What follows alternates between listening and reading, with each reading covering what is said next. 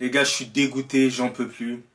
Bref, les gars, salut à tous, j'espère que vous allez tous bien. Aujourd'hui, débrief entre le Real Madrid et l'Atlético de Madrid qui se jouait à l'Atlético de Madrid. Le Real Madrid qui se fait égaliser dans les toutes dernières secondes par l'Atlético de Madrid. Et franchement, j'ai plus les mots. Je suis abasourdi, j'ai même plus de force après tout ça. Surtout, je suis énervé. Énervé surtout envers Carlo Ancelotti parce qu'il n'a pas fait les bons choix. Alors certes au départ on était quasiment sûr qu'il allait faire un 4-4-2 en losange parce que Kylian Mbappé il n'était pas là aujourd'hui parce qu'il est blessé actuellement. Il sera absent pendant un mois. Mais là honnêtement j'aurais préféré partir sur du 4-3-3 avec Hendrick en pointe. Comme ça il y a un point de fixation pour Vinicius. Mais lorsque le match il a commencé on a vu que l'Atlético Madrid passait sur du bloc bas. Donc le Real Madrid avait le temps pour pouvoir relancer. Mais le problème du 4-4-2 en losange, c'est que c'est une composition faite pour les contre-attaques. Mais lorsque tu joues contre l'Atlético Madrid et que tu es le Real Madrid, bah tu joues pas en contre-attaque face à l'Atlético Madrid. Tu es sur un jeu de possession. Et c'est ce qui rend plus complexe pour Bellingham, pour Vinicius ou même Rodrigo, d'aller chercher quelqu'un dans la surface de réparation. Le Normand, il était à chaque fois tout seul en défense centrale. Les deux défenseurs centraux, ils étaient tout seuls. Et pour un défenseur central, il faut savoir que c'est assez aisé pour eux. Donc le match, il a commencé ainsi. J'ai vu pas mal de combinaisons, mais il était complètement endormant. Honnêtement, il n'y a rien à retenir par rapport à cette première mi-temps. C'était complètement insuffisant. Le seul joueur du Real Madrid qui sortait vraiment au-dessus du lot assez largement, on va pas se mentir, c'était Bellingham. Après, il y avait des joueurs qui étaient assez bons dans cette première mi-temps, donc Carvajal, Modric, Valverde, il y avait Vinicius. Rodrigo, il était éteint sur ce match-là. Sur cette première mi-temps, en tout cas, il était éteint. En deuxième période, moi, j'attendais beaucoup plus de révolte, beaucoup plus d'envie. On arrive à mettre le but qui fait la différence sur l'Atlético de Madrid. Et là, je me dis que là, c'est parti. Militao, il a réussi à mettre ce but-là sur une élimination de base de Vinicius, qui réalise pour moi un très bon match, Vinicius. Mais par la suite, je me suis dit que le Real Madrid, ben, on va prendre plus le jeu à notre compte. Ça n'a pas été le cas. Ça n'a pas été le cas. Peu d'ambition de jeu.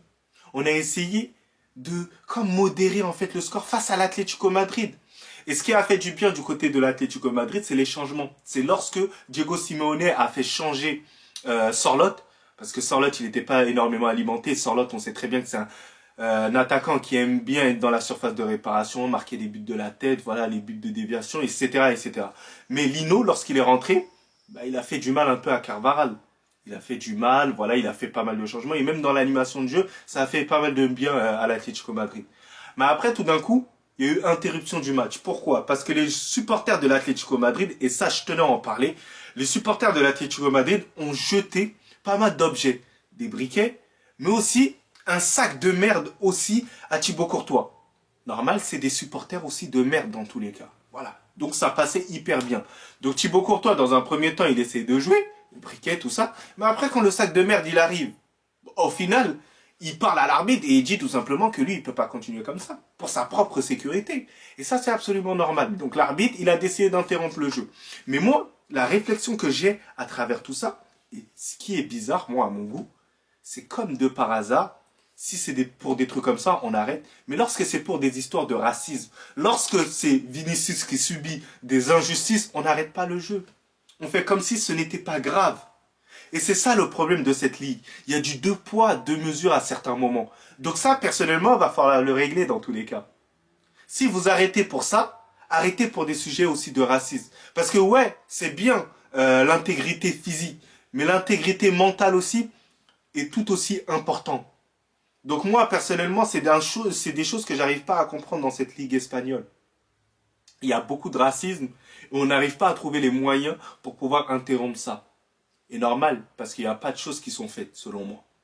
Donc ensuite, dans le match-là, moi, personnellement, il y a un choix qui m'a déçu, qui m'a vraiment sidéré. C'est les choix de Carlo Ancelotti sur la fin du match. On a défendu littéralement à 6. Il a fait rentrer Lucas Vazquez, il a fait rentrer Garcia. Il a fait changer Rodrigo et il a fait changer Vinicius, si je ne me trompe pas. Et après ça, catastrophe. Catastrophe, les gars. Catastrophe parce qu'on a subi face à l'Atlético de Madrid. On a reculé. Et au final, but de Correa. Et c'est un but totalement mérité de la part de l'Atlético de Madrid. Totalement mérité, hein. Le score, le match nul, totalement mérité parce que les deux équipes, elles n'avaient pas cette ambition d'aller rechercher réellement cette victoire-là. Avoir un objectif de jeu. J'ai senti deux équipes complètement timides. Honnêtement, le meilleur joueur, honnêtement, du Real Madrid aujourd'hui, celui qui s'est démené réellement, bah, ça a été Valverde aujourd'hui. Valverde, dans tous les efforts, il a été présent. Techniquement, il a été aussi présent. Alors, je peux rajouter aussi Modric qui a été assez bon aujourd'hui, mais Valverde, c'est assez largement au-dessus des autres. Bellingham qui s'est éteint en deuxième période. Vinicius qui fait un bon match selon moi. Après, Rodrigo, pour moi, il fait pas un bon match. Et c'est ça que je vous dis. Rodrigo, ce qui lui manque, c'est cette régularité pour atteindre le niveau de certains joueurs. Il ne peut pas atteindre le niveau de certains joueurs tant que il n'arrive pas à stater suffisamment, tant qu'il n'a pas un caractère suffisant, tant qu'il ne se cache pas derrière les grosses individualités du Real Madrid. Parce que en deuxième période, je ne l'ai pas vu. En première période, je ne l'ai pas vu. Totalement invisible. Et pour une star comme lui se le prétend, bah ça n'existe pas. Et c'est pour ça qu'il ne peut pas être au même rang que un Vinicius, un Mbappé et un Bellingham. Regardez statistiquement parlant et regardez l'influence aussi dans le jeu. C'est pour ces indications-là. Donc c'est pas qu'on déteste Rodrigo. Rodrigo, c'est un joueur que j'affectionne tout particulièrement pour tout ce qu'il a fait au Real Madrid. Ça, il n'y a pas de souci. Mais il y a des difficultés à certains moments. Il y a des matchs où il passe complètement à côté, qu'on n'arrive pas à le voir. Et c'est frustrant. Parce qu'il a le potentiel de faire mieux. Voilà.